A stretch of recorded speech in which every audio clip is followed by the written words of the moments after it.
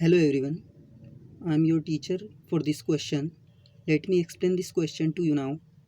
The question says that the correct set of quantum numbers for the last electron of sodium plus is, there are four options: A 3, 0 0 minus half, B 3 1 0 plus half, C 3 1 1 plus half, D 2 1 0 minus half. तो इस question में sodium plus ion के last electron के लिए correct set of quantum numbers calculate करना है।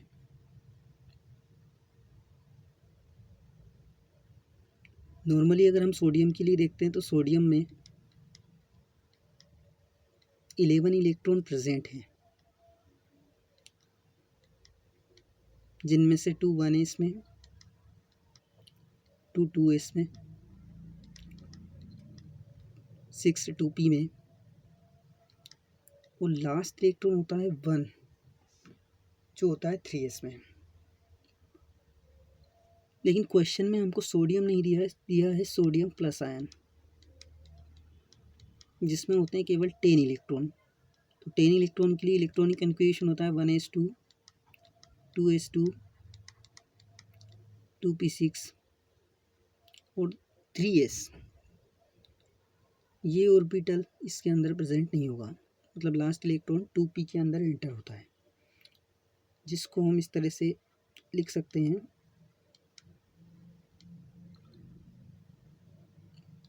अब fourth starting के जो 4 इलेक्ट्रॉन है, मतलब वो तो 1s और 2s के अंदर प्रेजेंट है। नेक्स्ट फिफ्थ इलेक्ट्रॉन एंटर होता है px में।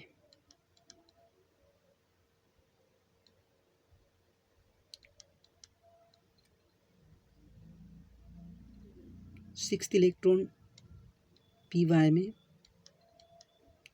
और pz में आता है 7th इलेक्ट्रॉन। 8th इलेक्ट्रॉन इसके एंटी क्लॉकवाइज पेयरिंग करते हुए इनमें एंटर होते हैं। इस तरह से लास्ट इलेक्ट्रॉन 10th जो इलेक्ट्रॉन है वो pz में एंटर होगा। अब क्योंकि हमको 4 क्वांटम नंबर्स को कैलकुलेट करना है, तो पहले हम क्वांटम नंबर्स देख लेते हैं कि होती क्या हैं। तो इसमें 4 तरह की क्वांटम नंबर्स हैं। फर्स्ट है n, जो ऑर्बिट को या सेल को रिप्रेजेंट करता है, और इसकी वैल्यू होती है 1 2 3 4 5 डैश डैश डैश, इस तरह से, मतलब कोई भी एक होल वैल्यू इसके लिए यूज़ की जा सकती है। ये एनर्जी को भी रिप्रेजेंट करती है। सेकेंड क्वांटम नंबर है एल, लीथल क्वांटम नंबर और इज़ोमेटल क्वांटम नंबर। इसकी वैल्यू एन के ऊपर डिपेंड करती है कि एन वैल्यू कितनी है। तो इसको निकालने के लिए फॉर्मूला यूज़ करते हैं n-1। अगर इसकी वैल्यू 0 आती है तो ये रिप्रेजेंट करता है एस ऑर्बिटल को।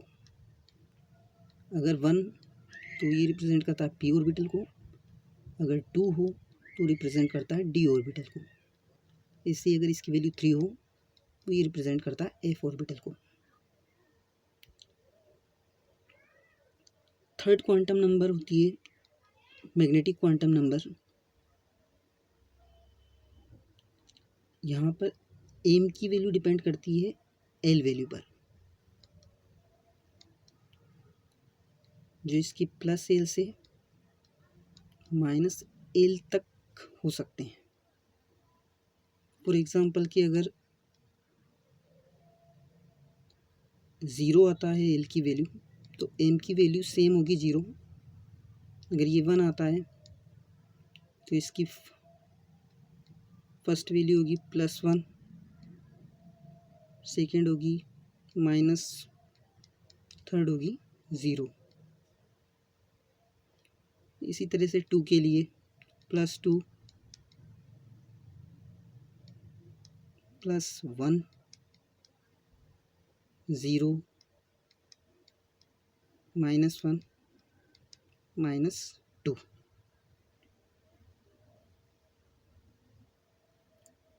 इसी तरह से अगर एफ सेल हो या एफ ऑर्बिटल हो, तो वहाँ पर इसकी वैल्यू +3, +2, +1, 0, -1, -2, -3, मतलब इस तरह से 7 वैल्यूज़ होती हैं। और लास्ट क्वांटम नंबर है स्पिन क्वांटम नंबर, जो या तो होती है प्लस हाफ या माइनस हाफ। अगर ऑर्बिट या सेल में इलेक्ट्रॉन का रोटेशन क्लॉकवाइज होता है तो वो प्लस हाफ को रिप्रेजेंट करता है, और अगर माइनस है या -1 है, सॉरी -1/2 अगर है माइनस हाफ, तो इसका मतलब ये है कि इलेक्ट्रॉन एंटी क्लॉकवाइज ऑर्बिट में रोटेट कर रहा है।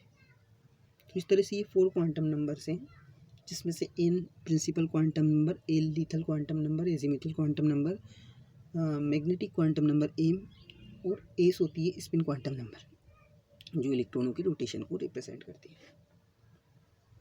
वापस आते हैं हम सोडियम पे। तो सोडियम पे जो px है उसकी वैल्यू होती है +1, इसकी होती है -1 और इसकी 0। अब इसके बेसिस पे अगर हम देखें तो प्रिंसिपल क्वांटम नंबर n की वैल्यू है यहाँ पर 2p, मतलब p के अंदर 10th इलेक्ट्रॉन एंटर हुआ है, 10वां जो इलेक्ट्रॉन है वो 2 के अंदर गया है 2p में, तो प्रिंसिपल क्वांटम नंबर होगी इसकी 2। Second lethal quantum number p से हम कैलकुलेट कर सकते हैं, तो p की वैल्यू होती है 1, तो l = होगा 1। थर्ड क्वांटम नंबर है मैग्नेटिक क्वांटम नंबर, जिसकी वैल्यू 1 के लिए होती है +1, -1 एंड 0। तो इन तीनों में से कोई सी भी वैल्यू अगर है तो वो एक्सेप्टेबल होगी,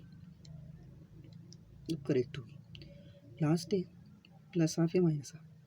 अब क्योंकि बात करते हैं 10th इलेक्ट्रॉन की, तो 10th इलेक्ट्रॉन 2p में एंटर तो हुआ है, लेकिन ये pz के अंदर है, और वो भी वो वाला इलेक्ट्रॉन है जो लास्ट है, मतलब कि जो एंटी क्लॉकवाइज इसमें एंटर हुआ था। तो यहाँ s होगा -1/2। तो इसको अगर हम मैच करके देखते हैं तो इसमें डी ऑप्शन करेक्ट है, तो हमारा करेक्ट आंसर होगा D 210 -1/2। I hope you understand this explanation. Thank you.